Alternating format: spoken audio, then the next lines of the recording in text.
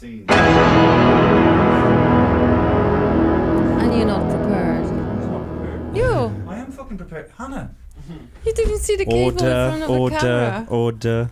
And you thought it was a shadow. That's funny. Well, Jimeoin, Jesus, it's so. I feel weird now if I have my headphones on and you don't have your headphones. Maybe we don't have our headphones on. Yeah, let's not have the headphones. Let's not have the headphones. You can hear everything, Jack. Let those two guys. Yeah, you wear your headphones. Yeah. Actually, do you want to introduce us, Jack? They're probably listening to something else. Yeah, sure, but you won't hear it. But I might listen because sometimes he plays little. Okay, sometimes I play one. go on, Jack. So are we taking the headphones? I don't fucking know. Ladies and gentlemen, please welcome to And That's Why We're Not Together, starring David McSavage and Hannah Andrews, with special guest Jimeoin. Wow, thank you so much, Jimeoin, for joining us. I haven't seen you in 10 years. You're a very good person. I love you. Okay, awkward. And thank you to my sons, Jack and Daniel, my princes. Someday this kingdom will be yours. Jesus, God, It might be more than 10 years. Yeah. Who knows? COVID happened. I don't know. Yeah. I did Victor Street. I used to do this thing where I'd catch up with people after shows, and then I decided it was too full on, so I just ended up doing shows and leave. Too full on. To do a show, Right. and meet people afterwards. Because you're all out of your mind a bit after show. Meet and disappoint, as I would call it. I think the best thing after a show is just to have somebody hold you and just gently rock you back and forth or something. Sean Locke, God rest him, he was the one that said, "No, I never catch up with anyone." And I went, "Freaking, that's probably a good idea." Yeah. Because you're trying to meet people at another time, but after a show, you're no crack. You're spent. You're done. Can you hear Jimeoin's microphone perfectly, Jack Daniel? Even at that distance. Yeah, you might want to put it just. You might want to put it just a bit closer to your noggin. Sorry, I just want to let everybody know. Jimeoin is. I first met you. I'd say, Jesus, it could have been 97 or 98 in Edinburgh, and sorry, my cat is roaming around the place now, and she's getting all horny. Anyway, I'm distracted. But like, I was just starting off, and don't let the cat out. I love a cat. Yeah. Okay, sorry.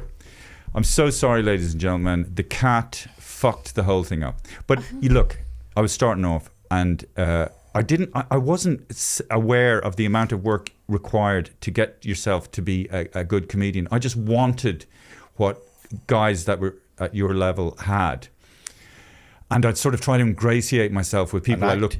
What? An act. And I tried to ingratiate myself with people who I thought, and most of people were very kind of like fuck off and dismissive, but you were very friendly and you were very supportive, and so I always remember that. Oh, good. So that's why in particular it's fucking amazing to have you here.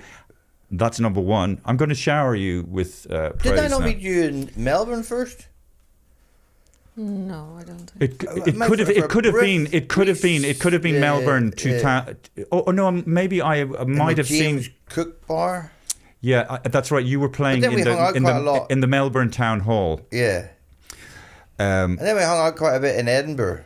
Yes, yes. But I'm just saying that you were very good and supportive to me, and also you gave me my first big support gig, which was in the Olympia. Yes. And God knows how long ago that was. And there was one in Belfast as well, the Opera House. Did you go up and do Belfast? Oh Jesus, yeah. And then you were saying to me that's how you ended up doing the RTE show, the late after that. Yes, where I probably died terribly. But I was aware of you way back in 1999 when me and Hannah went to Sydney, Australia, where Jack was born. Huh? In 1999, correct, Jack? In the Prince of Wales Hospital? Yes, sir. Yeah. Yes, it was. Prince of Wales Hotel in Epstein Island. And conceived. And I saw I went to see independently, I didn't know you at the time, but I went to see The Crack, film. and I thought it was fantastic. So must that's be- going back. Was it in the cinemas? Yeah. It Oh, was in. that's I think it was in. I went to see it either in Sydney or Melbourne. Yeah. So I was aware of you. I'm surprised you kept sober for 2 hours. Oh well, I was drinking. Were you drinking heavily? Oh God, I was a raging alcoholic. I stopped drinking 2003, and then I had a wee slip in 2014 For how long? for about 8 months. Right. Yeah, and then just the accumulation of just I mean, at the best of times I'm not right in the head, but just the drinking and just getting into all kinds of scrapes, burning bridges, saying the wrong thing, hooking up with. He's playing a sound effect, going. Wah, wah, But I wah, just wah. think, instead of talking about yourself, maybe you should be saying. I am. I want to. Jimeoin credits and I am say saying Jimeoin credits. some. I literally how want to many things he done I- because I I look literally- you up and He's there's it's a so many okay. things. I know it all because Okay, I'm literally say it. when Okay. I I'm glad that you first. talked about him because I don't like people. Okay, I know he doesn't like it. Well, very no, but awkward. No. genuinely, like I mean, there's people that have been on our show. But I was when I first saw Jimeoin, I looked up to him and I was a big fan. I know. And it's funny, I never remember jokes, and I'm not going to fucking start telling your jokes back to you. You're twice the height of me. You can't. What? You're twice the height of me. You couldn't be looking up at me. So,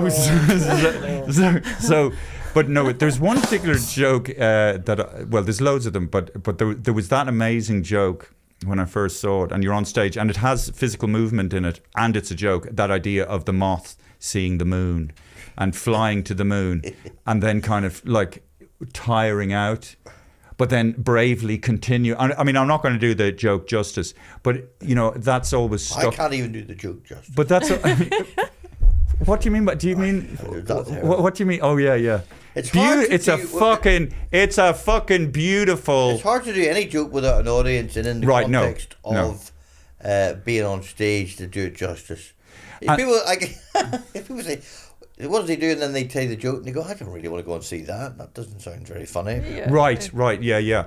I met these people. This kid, he goes, "I went to a clowning school, and they would show videos of your stand-up as a classic example of how to do clowning." And I was like, "Wow, I've never really thought that that's what I was, a kind of more a physical clown." But because you're not doing it like the way you've been taught. People have been taught to do physical clown stuff, but you just naturally, maybe it's because you've got a strong accent, you end up.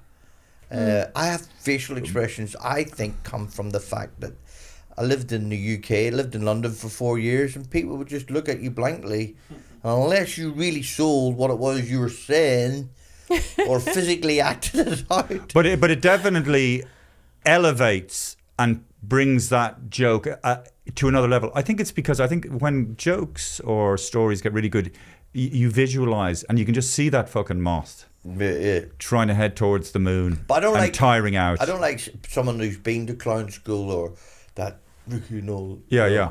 all that movement thing that people do.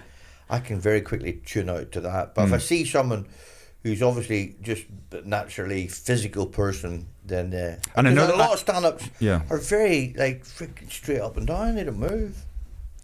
They don't move. And they stay in front of the microphone, and they're just like, and they go, "Wow, you really move around." You go, "Well, that's kind of what I do, That's. And there was another joke that had a similar. I'm not going to keep on telling. I'm just going to mention one or two more, maybe. But there was another one that was a great one, and it was something like the words. Oh no, that's right. There was a word in a dictionary that never is pronounced. And it's just all lonely. What do words? What do words do when they're not being read? And this is just so suddenly you've created this world where words are alive and just hoping that they will be pronounced and so it was. And then when they're getting read, it'd be like a Mexican wave. Yeah, that's right. The other words being read. Yeah, I mean, it's fucking, and you did this on stage, and you just see this. Do that again. It's a fucking classic. But there's loads of ones like that. And the washing machine thing you used to do about a spin dryer, fucking genius. Hannah. Yeah. Like I was just saying that Jimeoin is like I don't know. It's a compliment. Maybe it's Maybe it isn't no. a compliment. Yeah, because I want to say that you like it, Australian or European Seinfeld. Oh, right. You know, I'm a European Seinfeld. Yeah, like Eastern Bloc Seinfeld. No, do you know, before she came, Hannah said, he's like the... That's not the right microphone. Sorry. He said, he's like the Australian Seinfeld, and he doesn't do jokes about blowjobs and women tears crying and all that. Yeah, Do you have any like blowjob this. jokes? No. So she was right. Yeah. I do this joke about my mum and my wife telling me off for breaking things. You know, when you break a cup and then they tell you where they got that from. Like Auntie Joan bought us that cup for her wedding, and then so I've been doing it back to her, going, "My mother give you that vibrator?" That's been in our family for generations. Oh, is that no? So that's as close. That's as close as you That's can. as close. Yes. That's as close to filth. Yeah. You love the Yeah, filth, but don't you, that's what Hannah? I'm saying. It's so actually, clean and so gentle. I told you wouldn't take that abuse, and you've chipped your teeth. Oh no. Oh no, from him. Yeah. Oh no. And it's funny. And then there's another joke that I think it's funny. Maybe because I was in that when I was just beginning and seeing somebody who is so finely tuned or match fit, and there's loads of jokes that actually pop into my head at certain situations. Here, another one is that joke where you go over to the corner of a room somewhere and you fart and you're in a social situation, and then somebody walks towards you, and then you're saying, "Don't be fucking coming over here." And then he does the way, the way you try and walk away from the fart, but the fart follows you, and so all these great fucking pieces. It's like a cloak, doesn't it? Yeah. And then when you stop, it's got momentum and goes past you. And I'm aware that to be doing this to you, to telling people the jokes they fucking do That's and as if he doesn't know. No, but He wrote the fucking things. Of course he knows how funny they are, Or Hannah. maybe I'm just like a fan. Yes. It's for the folks at home. Oh, thanks, You know? Jack. Yeah, but also lots of my jokes I've forgotten, and I'm doing like kind of a new show, but it's not really. It's like really old jokes again, and sometimes I can't remember the joke, and I go, "Oh yeah, I'll do that." Yeah. That's killer. Yeah. And every time I fart, I think of that joke. a lot. You know. So also you did a TV series back in or maybe 2000 called, was it Jimeoin? And there was a very famous actor in it. Jimeoin? Yeah. No. There was an actor in it who went on, who did. Rachel Griffiths was in it. Yeah. And She was in Muriel's wedding. Yeah. Oh yeah. And but yeah, she was just a fantastic film. And also, And then I picked up, because we were in Edinburgh, and that won the award for the best film, and they were totally not expecting it. And they said, and they knew that I knew her, so they said, "Would you pick up the award on their behalf?" So I went into this room, and they said, "Can you kind of dress up a bit?" And I thought it was in a room like this size. I thought, "Oh, do they stand up over there?" I was thinking, you walk in to do a gig, and you're often thinking, right, well, I'll be doing standing in that corner. Oh God, look at the state of this place. Oh, they'll probably just present. Anyway, okay, you ready? Yeah. And then we walked into this theatre, 2,000 people in tuxedos. And I'm going, what? And I could present it to the award on their behalf. you didn't have to make a speech or anything. No, just thanks very much on behalaf of Rachel. Yeah, I said something quite funny, actually. You'll probably never see me again, and they'll probably never see the award. I'm just gonna head to the back door. But yeah, that was. Sorry, the actor that was in Chopper. Yeah, Eric Bana. Yeah, He was also in your TV series. No, he wasn't. But he had a support act. He used to. He was a stand-up comic that would be on the circuit with me at the time, and then he also often did support to me. Right. So we toured around Australia together. Yeah. Eric Bana, yeah. Well, Jesus Christ, that film Chopper, I've quoted things. I must watch it again, actually. In particular, that scene where Chopper is such a hard bastard. Your man's in the fucking thing, and he's stabbing him, and he thinks he's just playing around with him, and he gets a bit early in the morning for kung fu, and he fucking stabbing exactly the line. Yeah. Like, oh yeah, but it was kung fu. Yeah. What are you doing? Jesus. What a crazy psychopathic, but have you ever hugely seen- charming. You ever That's see- what they so are. Eric, people were doing impressions of me, and it was like, how's it going? Yeah. Like the worst impression Yeah. you could ever hear. He could do an impression of you, and he could nail you. Where Yeah. you go, oh my god, you're not only getting my accent right, you're getting little things. And then he would do other people that you think were undoable. They're not. They don't have any personality traits that are worth. And watching someone else doing an impression is a really good way of learning for me anyway, to learn how to do an impression. Yeah. What is being emphasized there?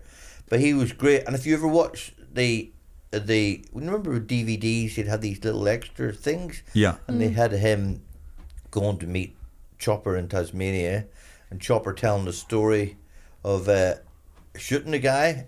I'm gonna count 1, 2, 3, 4, and then you see the film and you see Eric and you go, he's nailing him. He can do that guy. He can do that persona. Yeah. But let me just go back to that. We haven't left it. We're still there. He wasn't given the role, so I think they wanted Russell Crowe or some big actor to play it, and they got money for that. And Chopper, the real Chopper Reed, he said there's a guy who's a comedian who does a character on a sketch show called Peter, and he goes, that's me. He's doing me. That's my persona. Get him to audition. So he auditioned, and Chopper said, I want him.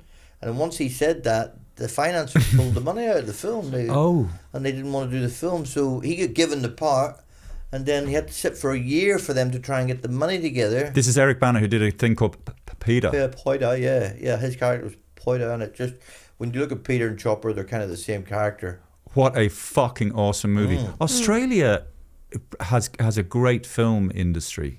There's some what is it about fucking Australians, and they really, it's quite remarkable. Yeah. Although they do have a lot of films that don't are hit shite. the mark, but they do, like, there is a film called Not Quite Hollywood that the main narrator for it is Quentin Tarantino, who watched Australian films, and as he does, he just he devours everything. And it's a really good thing to watch, because it just shows you how nutty they were and how full on. How nutty who were? The Australian films, where they were kind of just made from a different group, made by a different group of people, Not Quite Hollywood.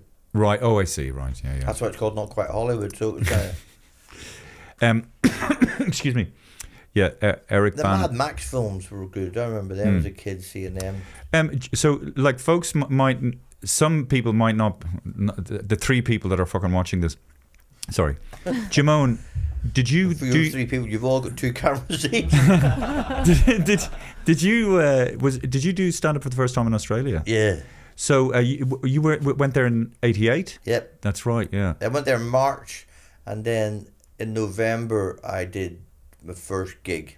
So, and your rise to success, was it was it very exciting? Was it like a thrill? Yeah. Could you not believe it? Was it? Did you? It was really bizarre. Like Bizarre. I did the first gig, and then I was living in a flat with this guy called Bob Franklin, who'd been doing stand up for a long time, like maybe 5 years, and he really had his voice, and his subject matters were different from everyone was talking about sport or just those kind of low common denominators, and he was finding stuff that was left of centre.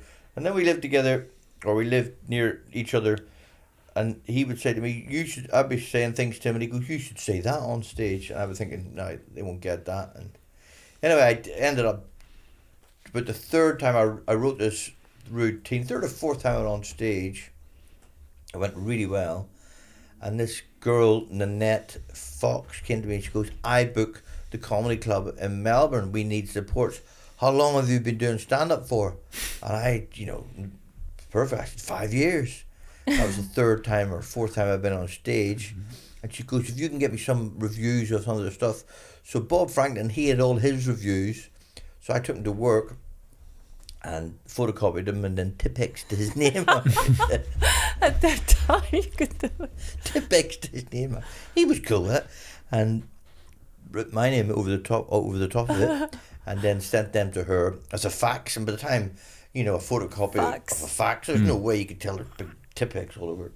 2 boys don't know what I'm talking about. And then they booked me for 3 weeks, so that's every night for 3 weeks. And I only had 2 routines, which is about 7 or 8 minutes, and I was the MC, so I had to do maybe about 12 to 15 minutes.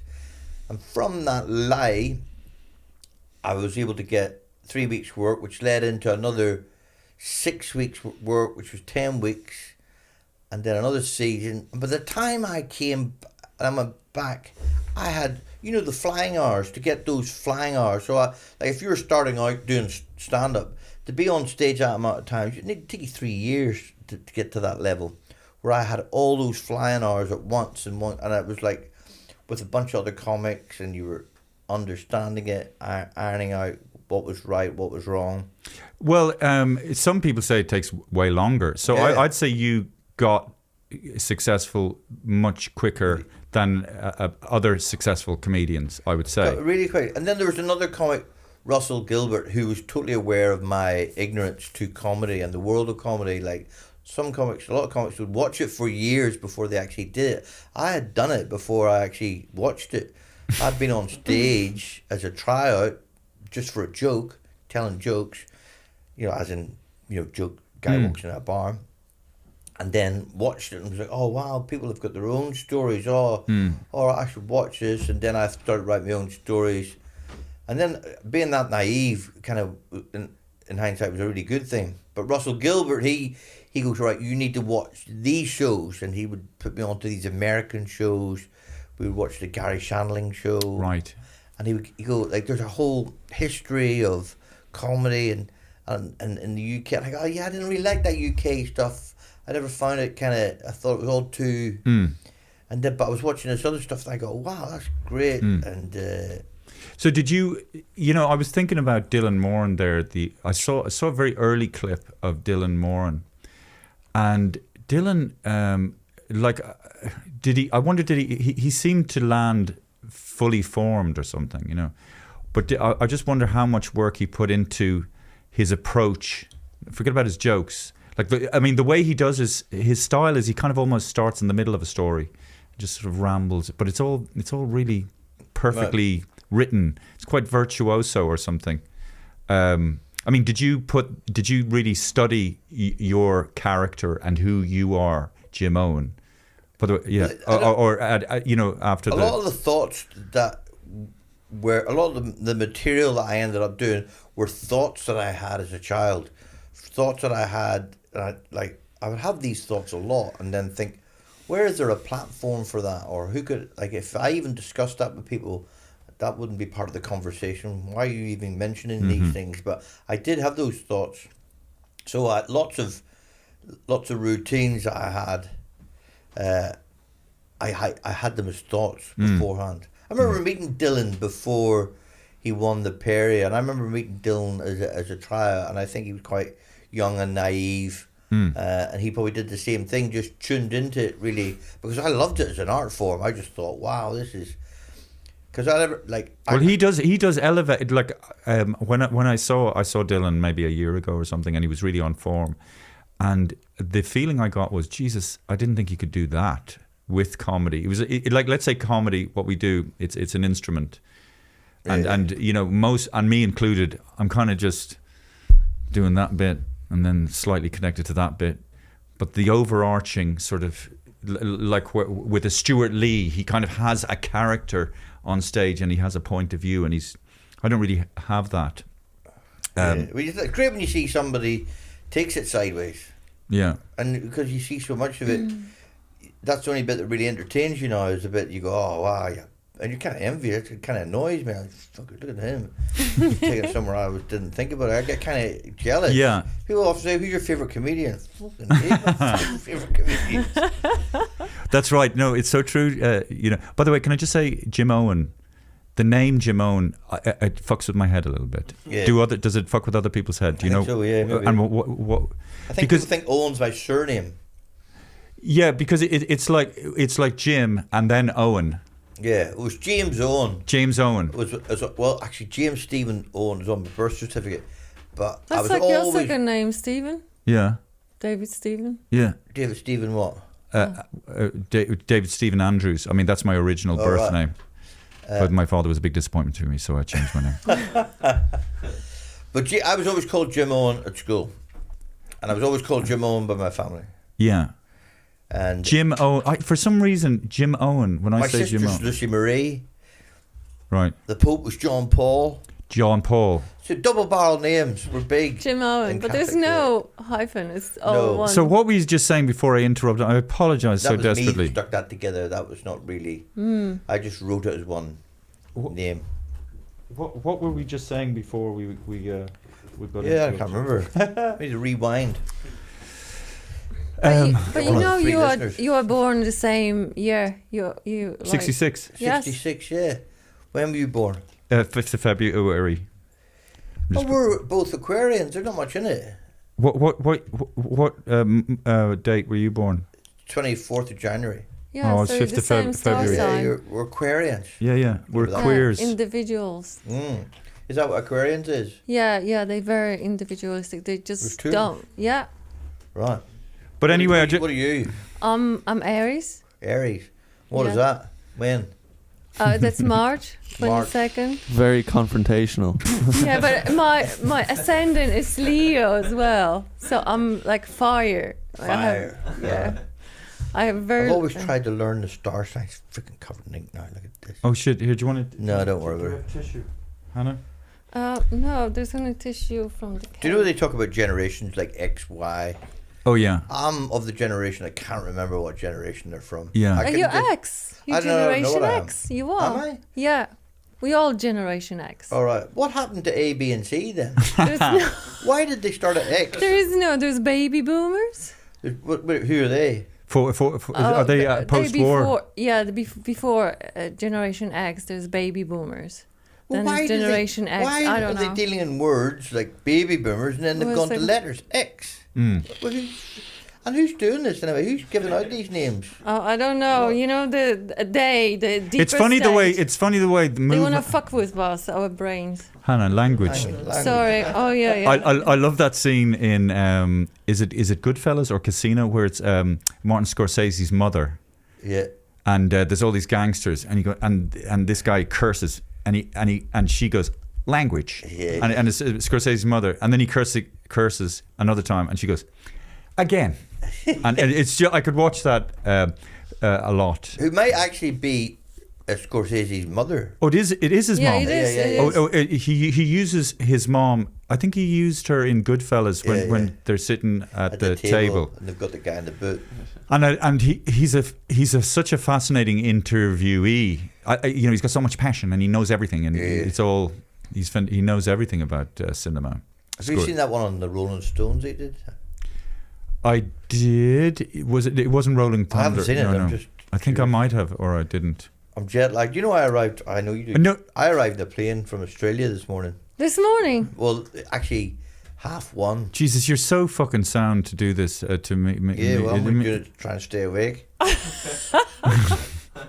Did you not sleep on the? Not, Did you not? Did you not sleep on the plane? I did. Of course you did. Yeah. But it's But I'm in economy, but I had 3 seats to myself. It was such Oh, luxury. and I didn't really like. I had 1 seat aisle, and you can never really get your head. You know, Yeah. like, you're always got. And I said, "Can I get a window seat?" And so she moved me to a window seat. I checked it online. There was no window seats. So she gave me one. I thought, "Oh, there's going to be one at the back of the plane." So I go on the back of the plane, and then I'm doing them before. And I looked up, and they go, "Can people that are part of the plane leave the plane?" And I looked, I'm on my own. Oh my God, I've got 2 seats. Oh, that's such a gift. That's better than business class. It Because is. Yeah. did you can go stretch out. business? No. Oh, No. No, economy. And are you I over? never go business. Are you over visiting family as well? That's the main reason you're. I'm doing shows here. I know, but Yeah. That's his family. Audience. the audience. The audience. But will you be visiting your mom and dad? No, they're passed Oh, away. sorry, They're gone. Jimeoin. I didn't. Don't mention. They're going on. I'm going to go to a funeral. I'm going to a funeral Saturday. I just got told another uncle, the last Yeah. of my uncles, the last of the Mohegans, is passed away. So in I'm going to Port Owen. he's from Tyrone. Port Stewart. Port Stewart. Sorry, Port But Owen. Port he's Jimeoin. from Tyrone, and my family, both sides of my family, are from Tyrone. Yeah. So that'll be a good way of catching up with everyone to see. You know, it's sad in his passing. I think he had a good full life. But yeah, I'll be calling in to see everybody. I'll go to that funeral. So you're performing in Vicar Street. Are you down in Galway? I'm doing Galway, yeah. You're Yeah. there in Galway too, aren't you? Are you doing the festival? Uh-huh. How long are you over here for? I mean, It's 6 weeks, but I'm doing the and then I'm going to the UK for 3 weeks. So Okay. I'm doing here. I've got kind of a couple of days off. I'm going to do Vicar Street. I'm doing Derry, doing Belfast. Do Belfast at the very end. Will I see you down in Galway? Hopefully. Well, I'm there on the Tuesday and the Wednesday. Oh yeah, geez, I'll probably. Well, hopefully I'll be down there at that time. I was looking And on we the can schedule. hang out and go to a nightclub as older men. Yeah. Old men. Hey there, girls. I think you have a girlfriend, so I don't think you should go to a nightclub. She'd be very angry. Yeah. I have a Yeah. girlfriend. I was- Hannah, as if it's a weird, bad thing. You know, just it's No, okay. I'm just very happy for you. Needs. Hey, look. I'm not It's just like, Needs are being met I know. by both parties. Exactly. You know, I'm doing. But you're my the queen. I've got my rights. I've got my rights. I'm joking. I'm joking. Very happy And for you. you're the age range. You've got 4 children, and from what age to what age? They're from 22 to 11. Ah, Jesus. And you're living in Melbourne? Yeah. Beautiful, beautiful city, my God. Yeah, it's a nice city. It's so beautiful, isn't it, It's a Hannah? long way away. That's the only problem. It is Couldn't be any further. It's one of the... It's one... couldn't be any further. If you were to dig a hole, you'd come out. That's, you know, the way you were to freaking dig a hole straight down. That'd be it. It's apparently one of the most livable cities in the world. Yeah. That said Vancouver, That in Vancouver, right? apparently, yeah. They just had the grand final, which was just amazing. They've got this beautiful cauldron of a stadium that holds 100,000 people, and it's in the centre of the city. Where's this? The MCG. Oh, yeah. Yeah. What does that stand for? Melbourne Cricket. Oh, Madison, Melbourne Cricket Ground. Melbourne Cricket Ground. And MSG, yeah, which MCG. is where the game developed. What we're going to do with cricket grounds during the winter, and they came up with this game based very close to Gaelic, except it's with a rugby ball. And a lot of Irish guys are out there playing it now. Are you do you feel like when you're Australian? Yes. Is this When a I'm stupid? do I call myself Australian? No, what does that mean to you? What does that mean to you, being an Australian? Is that a stupid question, Jack? No, but are you Australian? There's no Do you stupid feel question. Australian or? That nationality thing's kind of weird. Okay, because it's not. Is it more of an? Okay. It's a weird thing. No, I don't really. This is quite an interesting time in Australia because they've got a referendum, which are always good fun, referendums. And, About what? well, this is it. It's to have the indigenous people of Australia, the First Nation, the Aboriginal Just- people, to have a voice in the Constitution. But At the moment, yeah. the Constitution and the government decides their fate. So the government will step in and take care of go right. We're now in control of you, and They feel should that give there the should land be- back to No, them. they're not even asking for that. They're saying I know, no. they're They just want to asking write. for some sort of sense of awareness, or Well, they're ju- saying, run I'm a something human past us. being. Just run past Yeah. an idea past us. If you've got an idea, run it past us. That's all it is. And I don't think it'll get through. I feel that the polls say that it's not going to get through, which is kind of tragic.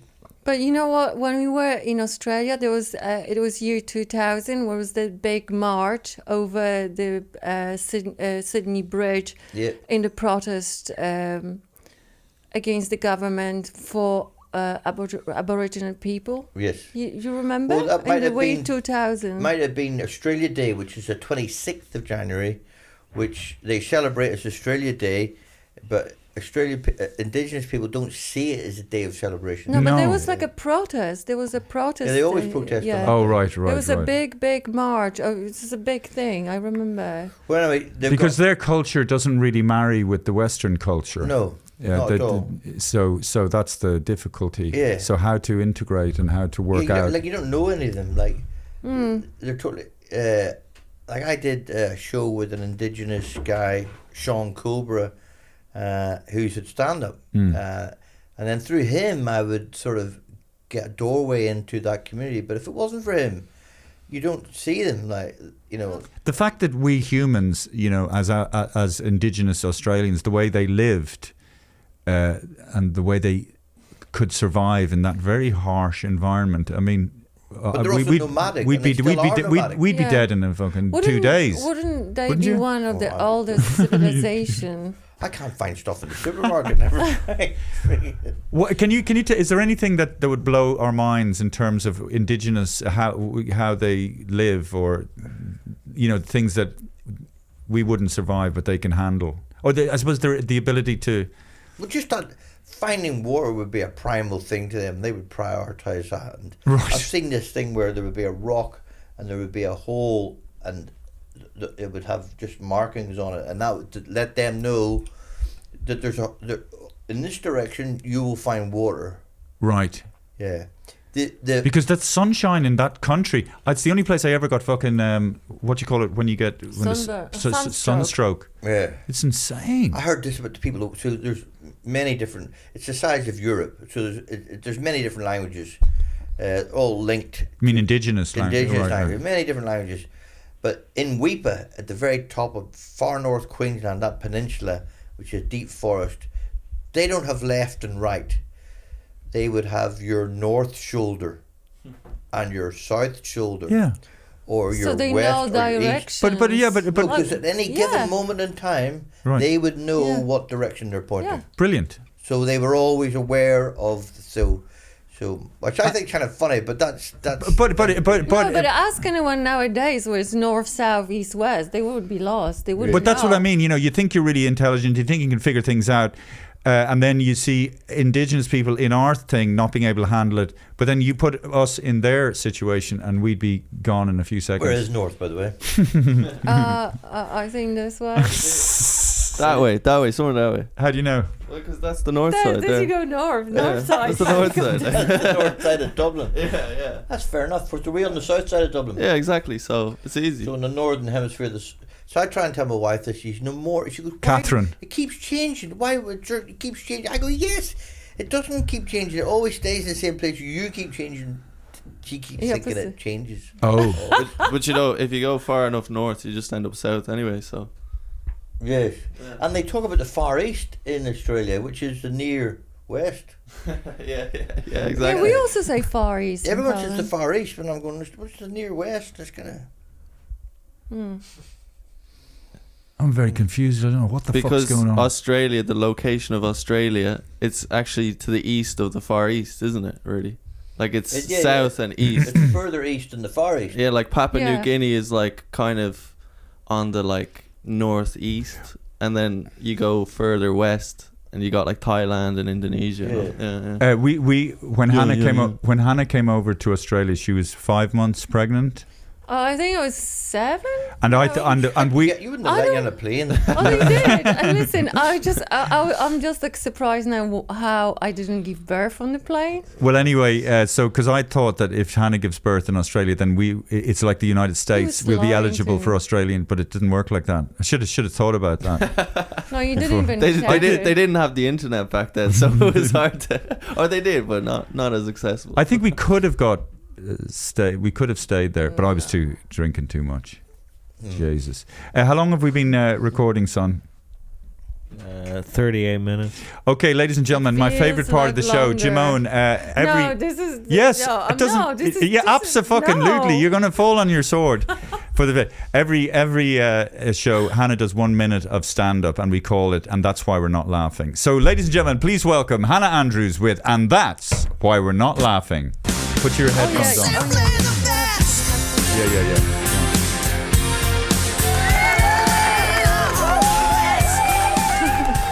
So I think friends are very important, and I love my friends. But some of them are extremely annoying. So I've got this one who is just really nurturing, loving. But whenever we go to countryside or hiking, she starts talking about beauty and pointing out things every 3 seconds. And I'm just like, woman, I've got eyes too. I can see everything as you do. But she keeps on saying over and over. And she's like an assassin. She kills my enjoyment. That's why you didn't even get the walk-off music. You managed to finish. Yeah, it was brilliant. That's pretty good. Well done, Hannah. But maybe it was That's shorter than a minute. Look at Jimeoin stealing your material. Yeah. Well done. And to do it in front of Jimeoin, that took courage. But Jimeoin inspired me because I listened to several your jokes, and everybody say, where is the punchline? But I like your storytelling, and the way and I think it's all about delivery. It's not. It is about punchline. But a lot of time it's like how you deliver it. The journey. Hannah's got successful one show, and now she's got a masterclass on comedy. Yeah, that's right. She knows it all. I remember, I've seen your joke about the French people and talking with eyebrows. It was so funny. And it was just so gentle. But and Jimeoin you can say is it's about nothing, but it's about everything. I saw that. I was watching on YouTube one of your performances. I think it was on Michael McIntyre's comedy roadshow, and as you were saying with the eyebrows, it's very funny. And everyone. And I thought that one morning I was lying asleep, and I went, "Oh, that could be." And then I went, I've thought of some really good jokes waking up. Waking up is a really nice frame of mind. I don't know what it is, but you're not it just sort of, and you go, ooh, I'll write that down. Yeah. It's so good because if there's ever like a lull in the comedy or something, you can just move your eyebrows and people just start laughing again. Oh, and Jesus Christ, one of the, and sorry, I'm fully aware, because when people start coming up to me and telling me, well, it's okay, listen, but anyway, no, do you know something? I'm not going to do it anymore because it's too annoying. No, I like it. No, but when you start... You wanted to when you start Jimeoin. telling comedians what you think is funny, of course they know it's funny because they fucking wrote it, they come up with it, and that's their job. They don't need you to tell them what they already fucking know. I don't mind. But I'm just saying, I'm impressed. Well, it just reminded me, because those little moments of lulls, and they happen, and it's natural, and there's a rhythm to a show, and people love that. Like they get, it's weird, they want to get out of their head, and they laugh, and then it's like, Girls and do the then wind they're down laugh. what? Girls do the wind down laugh.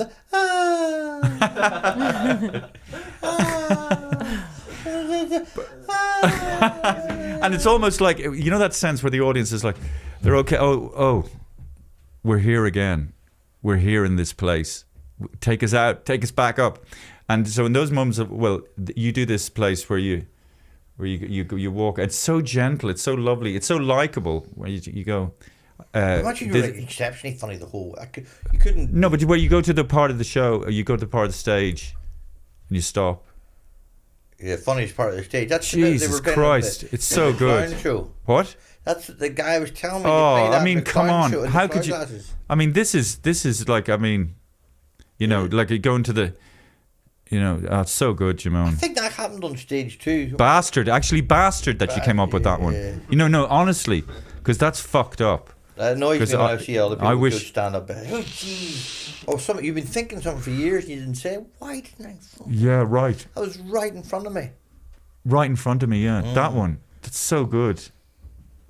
It's like, it reminds me of those, the way they say, these surfers, and they say, and this is, whatever his name is, and look how relaxed and laid back he's on the fucking surfing board, and he's almost like going for a little stroll down the shops.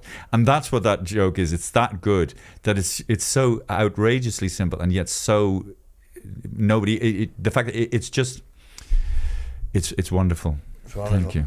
Staring us in the face. Staring me right in the face all my life. It's a gift Jimeoin from stole God. it from me. Yeah. It's like People say that songwriters say that about a song. I didn't write that song. God wrote that song. Yeah.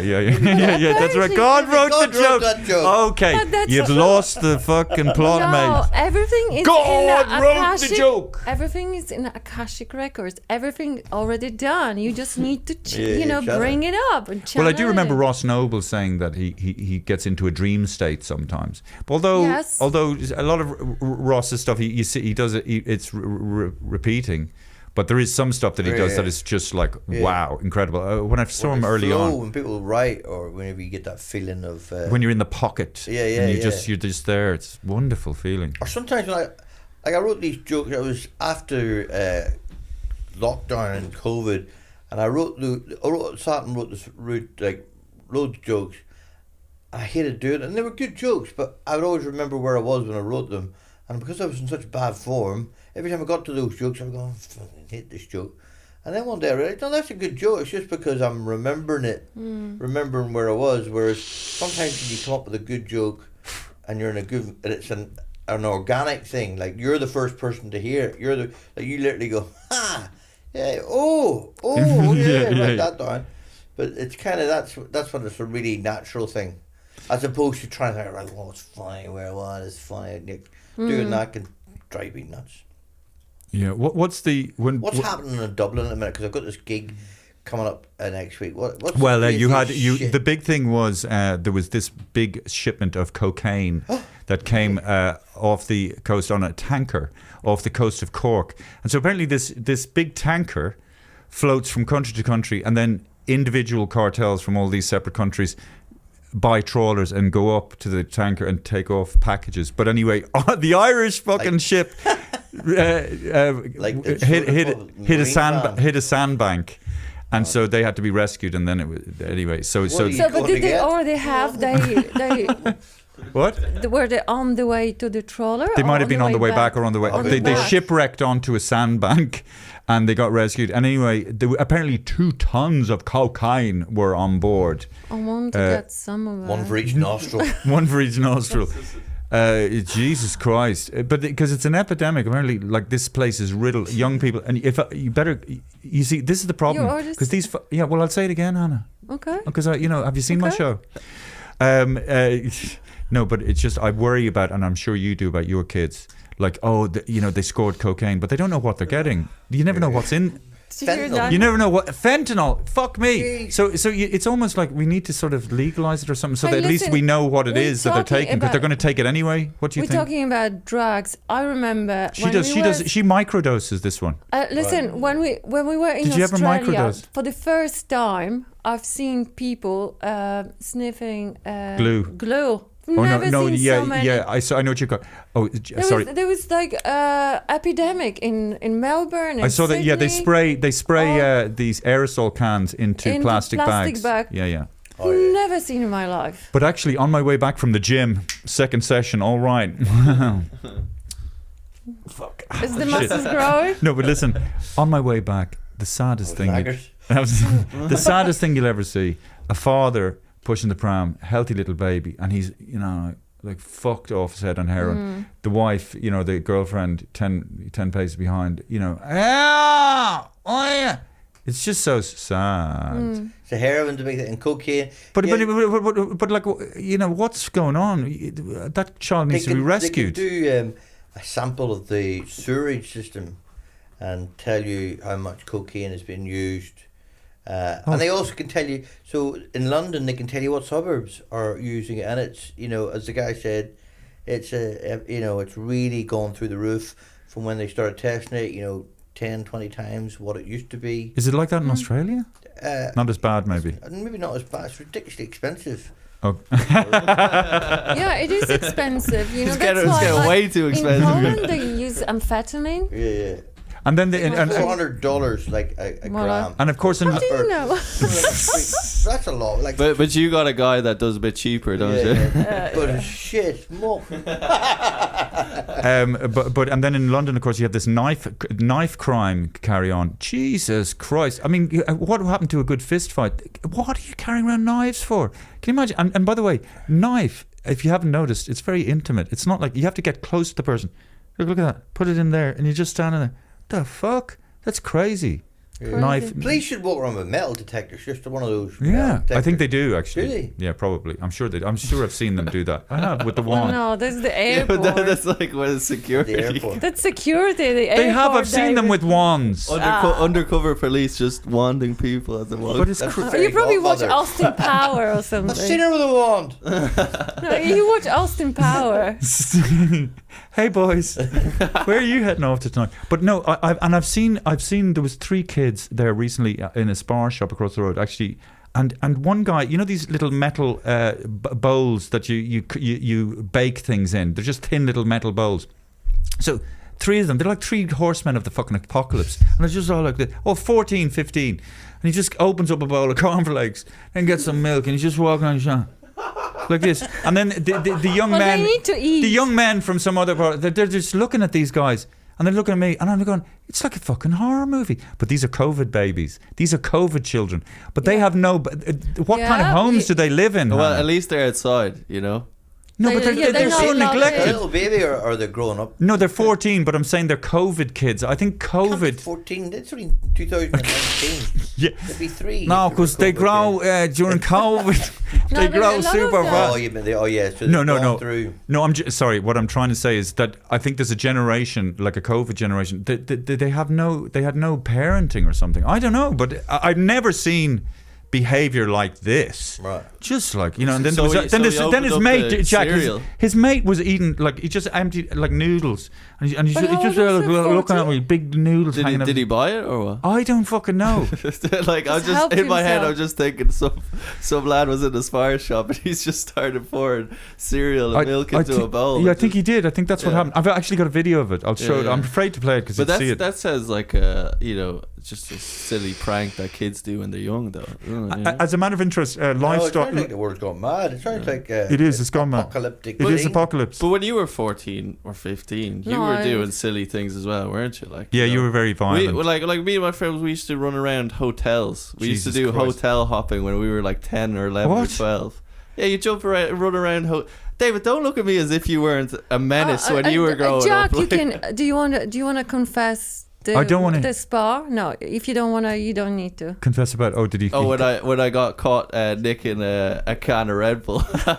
yeah. That was funny. Yeah. And did somebody You get catch you? disciplined. Yeah, no, because we used to all go to this shop and we were all, you know, we're like 13 and you're like stealing And they stuff. from Conlets, privileged school, fee paying, and Yeah, but starting- every kid does it. Like you're nicking stuff Yeah. from shops and everything, and then nick something from a shop, and then I was down the street and I just feel like yanked on my hood, and this big Chinese guy, like burly guy, he's got me around the neck, and Oh, he's Jesus, literally bastard. dragging me up the whole of the street. No, it's fine. and It's not fine. and Hannah. I was like, it's fine. He's stolen things. Get from your them. hands off my boy. My boy. I've abandoned my boy. You did abandon. Okay. Your boy. I was trying to square him away, and he was like, "No, you did wrong," and he like chucked me into the. There will be blood. There will be blood. He chucked me into the shop, and he was saying, "You're going to get expelled from school." And I was thinking, "Oh Jesus, no!" And then he was like, write down your mother's phone number." So he called Hannah, and Do you remember, Hannah? I He was know. actually a really nice guy, though. He was just wanted to scare me a bit because he was like, I see those kids in the shop sometimes. Don't want them to be a Yeah, bad you have guy. to teach them a lesson. And Hannah was, I thought I was going to get a bollocking, like I was scared, and then I go in the car and Hannah told me that she actually got caught stealing when she was my age. And I didn't steal again though after that. Oh, you That was see? the last But time I there's stole, the- you you know. know. Need that kind of. Yeah. No, it is true though, you know, you need a bit, especially lads, like you need a bit of rough Like and a tumble. wake- When I up was call. here, Mario, my son was 2, or we were quite young, and we all caught up at that time. We were all quite small at the time. Oh, in Leeson Street. That's right. You In did the come on. hotel, we're freaking. I was in the Umbies room, came back, and the doors open at the hotel. Mario's in a cot, and I was, where's my phone? Where's my Catherine? Where's your wallet? So I was trying to wake her up, and she going, we've been robbed. She go, and then in the morning, I had to go and do publicity, and I saw her coming down the street. She goes, where'd you put my wallet? Where'd you put my phone? I go, I told you last night we've been robbed in the hotel. She goes, oh. And all she could think about was she had her ass sticking out the side of the bed. They must have just been. You know what I mean? Yeah. Oh no! But yeah, we got robbed in the freaking nice hotel. And did Juries, no. did they? They did fuck all. They were really. Oh, maybe we can move you to another room. Like. Oh, what the fuck?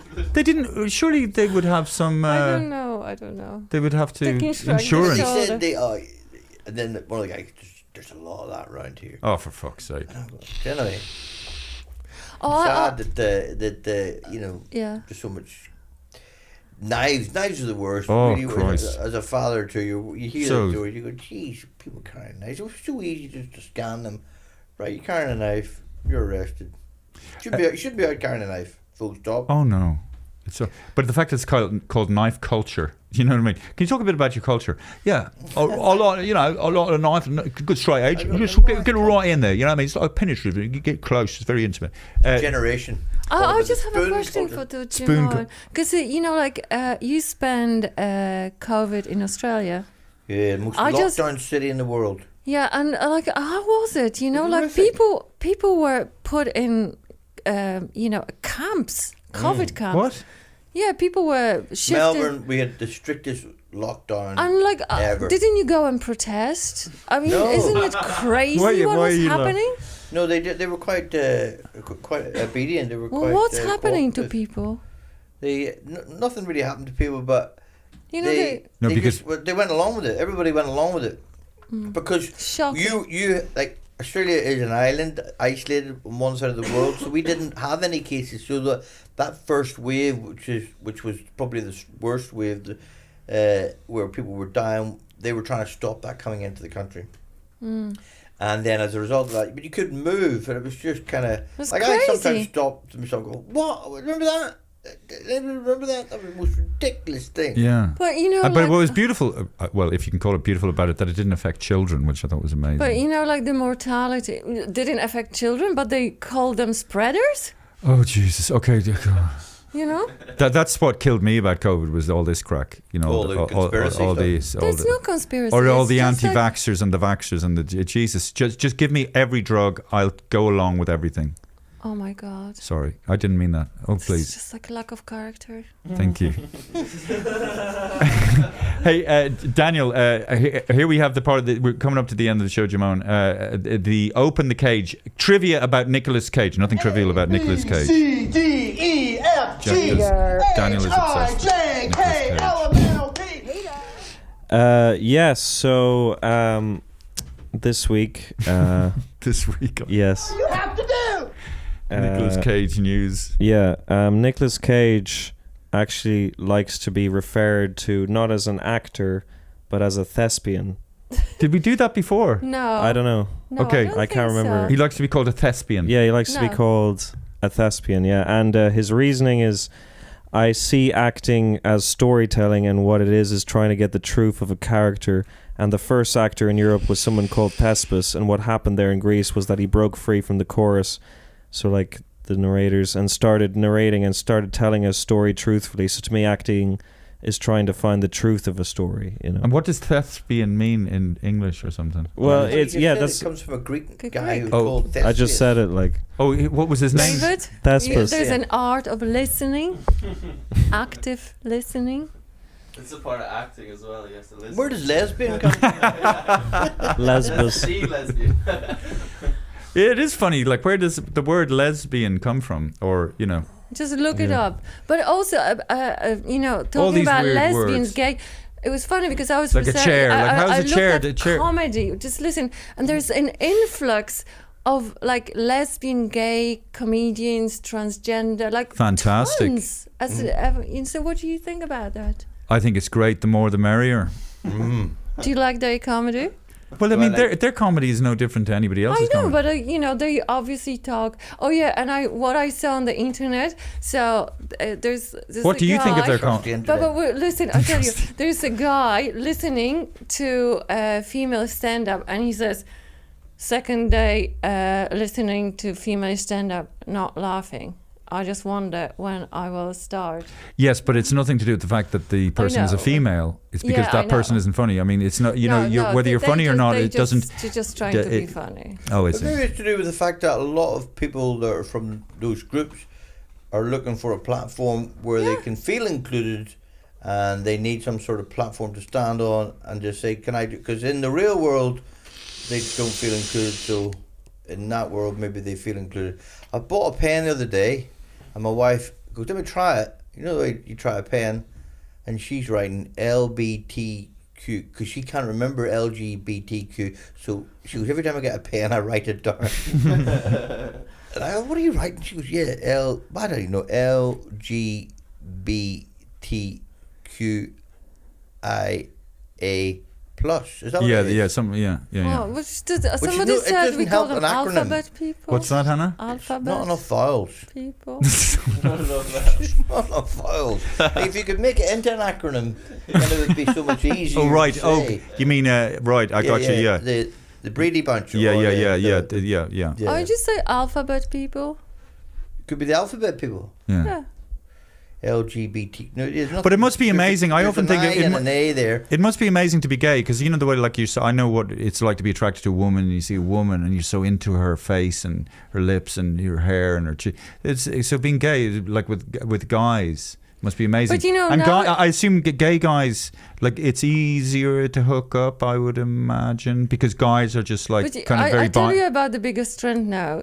That men write MSM on the web of the dating site, so telling women that they dating women, but they MSM, men, sex men, so straight guys who are men not gay. You're not gay. Yeah, who just having sex with another Oh, but they're man. not gay. They're not gay. They just I think like. they're confused. No, they just like having MSM. Yeah, they write, you know, MSM, meaning men, sex men, men having sex with other men. That's, yeah, they're gay. They're gay. They're not gay. No. Jesus. There's a very big gay scene in Australia, Jimeoin. Do you want to talk about that?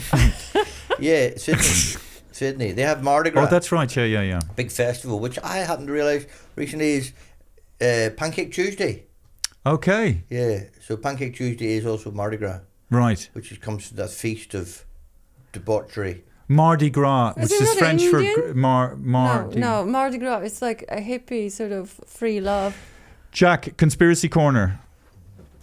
I thought we were talking about Mardi Gras right Mardi now. Gras is like, well, I don't know what the word means, but Fat Tuesday, isn't it? Fat, No. fat Well, grease Well, gras. it is. But Mardi Gras is the Pancake Tuesday. Oh, right. Yes, yes, But yes. they're not having pancakes. I Go on. everything else but pancakes. Jack, what's your conspiracy? Fat Tuesday, French, Fat Tuesday. J- Festive day celebrated in France on Shrove Tuesday. She's an old, like you know, at the end of autumn, you would have eating all this. I'd love a pancake now. That's what you're thinking, isn't it? Yeah, you have. Yeah. Is your blood sugar going down, is it? Hilarious, Jack. What about Are you insulin resistant? what about getting some date? I know we're going to do it just quickly. Conspiracy corner quickly. Yeah, very simple one today. Everyone's favorite Australian Kylie Minogue. There is a conspiracy that if you slow down her music, she sounds exactly like Rick Astley. So maybe they're the same person, Okay. you know. And Very small person, Kylie Minogue. Her first He's song not too was tall either. produced by the same guy. yes, What was yeah. his name? Oh, His you- name is Stock Aitken Waterman. Yeah. Something. Who is a big he loves trains. He collects locomotives, or Waterman or Stock or Aiken, one of those guys.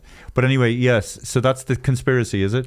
And he actually wrote "Feed the World" for Band Aid. Who did? Really? Yeah, that guy who wrote for Kylie Minogue Yeah. and Rick What's Astley. your, what's your oh yes, and you were friendly with the guy who wrote I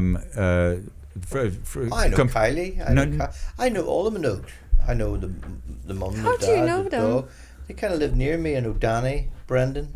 I know them all. Why didn't you introduce us to the? Do you live in like the Hollywood Hills of No. Melbourne? Yeah, where do you live in I got an Melbourne? Indian takeaway, and then we were getting the food. And after we come out,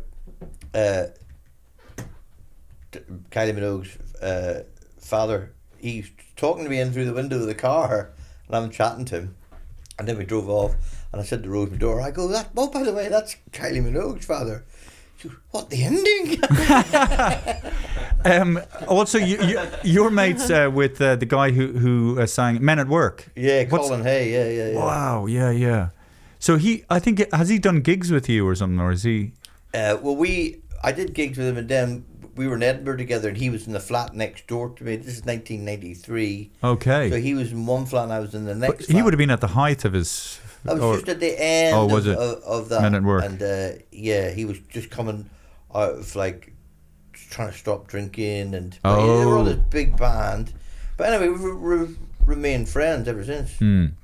Some some great songs that Men at Work, like if they kept that. Do you know that song Overkill by Colin Hay? Yes. Yeah, Oh, that's yeah. a great song. That's brilliant. I love that song. It's beautiful, isn't it? It's such a weird, not like your classic pop song. Yeah, Something it's about- real nice. Yeah. Beautiful song. I think about I did the this group with Russell complications. Crowe, and then I was doing it. It's a made-up story, and then this girl in the audience texted Russell Crowe, and then Russell goes, "That's a made-up story. I know Jimeoin." And it wasn't a very flattering story, and I'm going, friggin', then what'd you do that for? Now he's going to be phoning me up or tracking me down, going, "What the fuck you saying to me?" Yeah. Do you know Russell Crowe? Yeah. You know a lot of these Australian people. Yeah, and before he was a big actor. Right. Yeah. What's the famous line, Jack? There was once a dream of Rome. Or there was once a dream of Rome. There was You know, once. Gladiator. I'm the father. Yeah. Father to a murdered son, Yes. Brilliant. husband to a murdered wife, and I shall have my vengeance in this world or the next. Something like that. Oh, it's that. Yeah. Brilliant. That's like 100% dead on. Oh, do you know what I was listening to on the plane, watching on the plane? Friggin' Transformers, and it's friggin' the big one, the truck. Yeah. That's Liam Neeson. Oh yeah, is it? Yeah. I was. Well, I am coming for you. Yeah. Oh, Jesus, that's friggin'. What a great actor, Liam Neeson in Schindler's List. Don't want to bring down the atmosphere, but Yeah. Yeah. And of What course- about what about Taken? You remember Taken? I am coming for you. I will find you. and your family. I'm fine. I will find you, I will find you. and I will kill you. As You're in the phone book. what's your Jimeoin? Remember I did that character. What's your favourite movie? What's your? Do you have a favourite movie? Movie. At the minute, I don't know. I remember years ago being blown away by the Dead Zone, a Stephen King film that that guy that everyone does an impression of. Oh. Oh, Christopher Walken. Yes. Right. Well, you got that. Yeah. Christopher Walken in this movie called The Dead Zone, based on a Stephen King film, and that was and Charlie Sheen is the president in the film. Can I just say thank you? I mean, super appreciate you being here and making the time, considering you just landed in Dublin. I would have this popped morning. around anyway to see What? you. I would have popped. I around know, anyway. and that's why you did contact me. But either way, and also, if any, you have to see Jimeoin. That's it. You go Yes. to his website. All the tour dates are on it. Fucking masterclass, brilliant, lovely person, and very likable, and safe. and No, I was safe in a sense. You won't be exposed No, to but, sexual abusive. Maybe a little bit. So, That's nice. Thank you. You should put that on your next tour advertisement. No, You won't no, be yeah, exposed yeah. to sexual abuse and stuff like that. because it's so rare. Oh, It's Jesus really, Christ. It is rare that people don't use sexuality in their, in their comedy. It's really rare. okay, and okay. Thank you. You're welcome. I love you. And well, Jimeoin, and thanks for being so supportive to me when I was starting off, and it meant an awful lot. And it's great to have you here, Jimeoin. Everyone, thank you very much. Never mind. Thank you, Hannah. Thank you, Jack. Thank you, Daniel. Music.